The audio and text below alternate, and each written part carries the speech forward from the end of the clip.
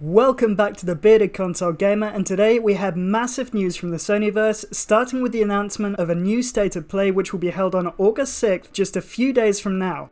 I'll also be filling you in on which PlayStation 4 accessories will be compatible with your shiny new PS5 when it's released later this year. On to the big ticket item. In an official blog post, Sony announced that the next State of Play is going to drop this Thursday at 1 PM Pacific Time or 9 PM BST if you're in the UK. The 40-minute plus presentation will focus solely on third-party games and indie titles coming to the PS4 and PSVR, along with some updates on select PS5 games shown in the June showcase. Early in July, Shuhei Yoshida unveiled the PlayStation Indies Initiative, along with a slew of 9 indie titles coming to the PS4 and PS5. Some of the titles, like the recursive puzzle game Maquette, are conceptually fascinating, and it'd be great to see them fleshed out. For more on the PlayStation Indies Initiative, check out my video which I'll link to at the end.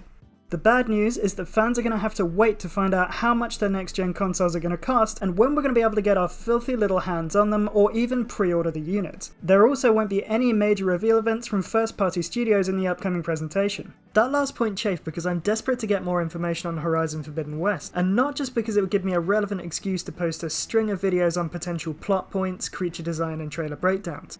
I'm standing on a precipice of uncertainty regarding which console to buy come November or December, and that game could honestly be a huge factor in deciding it for me. But off me and getting back to the presentation, Sony had promised us that they're going to keep us entertained with a ton of new updates and gameplay footage. It'll be an interesting show designed to nourish PlayStation fans while Sony continues its game of chicken with Microsoft regarding console pricing, release dates, and basically blowing what remains of their next-gen info loads.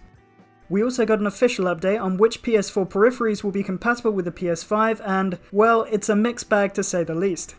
Let's start off with the biggest announcement. The current gen DualShock 4 wireless controllers will work with the PS5, but only with supported PS4 games and not with the upcoming cutting-edge titles. Their reasoning behind this, and I quote, is that we believe that PS5 games should take advantage of the new capabilities and features we're bringing to the platform, including the features of the DualSense wireless controller. That makes sense to a degree, as new games will be better with the upgraded rumble features of the DualSense, but it places a financial barrier to PlayStation users, as fans will have to pay out for a second DualSense on top of the hefty price tag of a new console if they want to play a local co-op game with the new generation.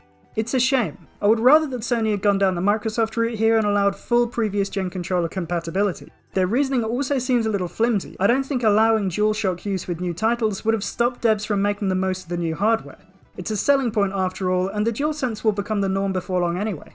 On to better news for Sony fans. Select specialty peripherals, including officially licensed racing wheels and flight sticks, will be compatible with the PS5. However, you'll need to check this with the manufacturer on a case-by-case basis, as there will be exceptions. Platinum and gold wireless headsets and third-party headsets that connect via audio jack or USB will definitely be supported, but it's worth noting here that the headset companion app will not work with the PS5.